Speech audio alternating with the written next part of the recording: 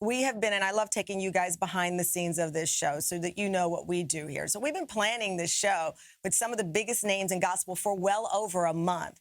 And just a couple of days before the taping of this show, my first guest started trending on social media for reasons many families sadly can relate to. A toxic relationship within the family. Kirk did not cancel his interview with us, and he actually agreed to come on and discuss what is happening. And joining us now is Kirk Franklin and his wife, Tammy. Thank you for joining us today. Thank you for having us. Absolutely. So let me start with just trying to unpack and understand what's going on here, Kirk. And this is a developing story. So to be clear, we're talking about the things that have happened so far that have been made public. Your 32-year-old son, Kerrion, posted a video of an exchange between the two of you. It was clearly very heated. It was a phone call, and it contained profanity and anger. Let me play some of it. Get him back out the way before I put my foot in your. I dare you. I dare you. I dare you. I dare you. I'm old. I will punch your neck, nigga. Ever disrespect me. I did it. Just hours after the release of that, Kirk posted his own video to fans. Here's a portion of it. Recently, my son and I had an argument that he chose to record. I felt extremely disrespected in that conversation, and I lost my temper. And I said words that are not appropriate. And I am sincerely sorry to all of you. I sincerely apologize. I want you to know as a father that during that conversation, I called the family therapist and got that therapist on the phone to try to help. He never played that part of the recording. Again, this show is about gospel music. It's not about Kirk Franklin, but this real news happened, and you both have agreed to talk to us. Kirk, let me start with, how did you learn the video had been posted?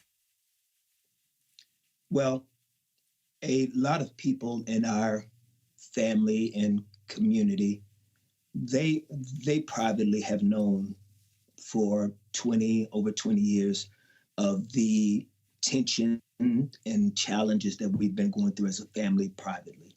I have 4 children. When I married my wife, I had a son, and my wife had a daughter that I adopted.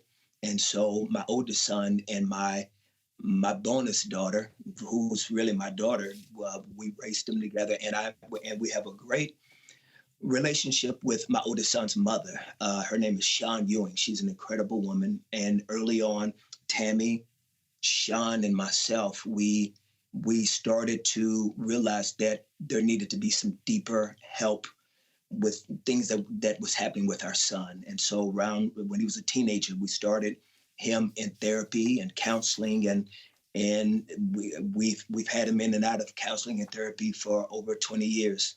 And as Kerrion became a grown man, when he became a grown man, his disrespect became more aggressive. And so once again, family members and friends and close friends, as a matter of fact, that was my close friend that was on the phone. I tried to get him on the phone to try to help with the situation. His name is John Drummond. So that was him that was laughing in the middle of the conversation. It wasn't my wife. It wasn't Sean. It was my best friend, who's like an uncle to Kerrion. He's known Kerrion since Kerrion was 1. So, just as a family, we've been trying to rally for years to try to help. And like I said, now that he's about to be 33, as a grown man, the relationship at times can become very agitated and very frustrated in trying to help. But I'm not going to stop trying to help. He's my son. He's my son. He's my firstborn. And I never want him to feel what I felt not having a father. So even though it gets tense and tight, when he calls from time to time, I will answer his call, even though I expect it to sometimes kind of derail. It's important for me because what if that call is the call that things change. So I never know, and I never want to give up. Yeah. And I want to get Tammy in on this, but just quickly, Yes. because you talk about the respect you feel you are owed. Do you respect Kerrion? Yes. Yes. I respect Kerrion. I'm not Kerrion's equal, though. I'm not his equal. I'm his dad.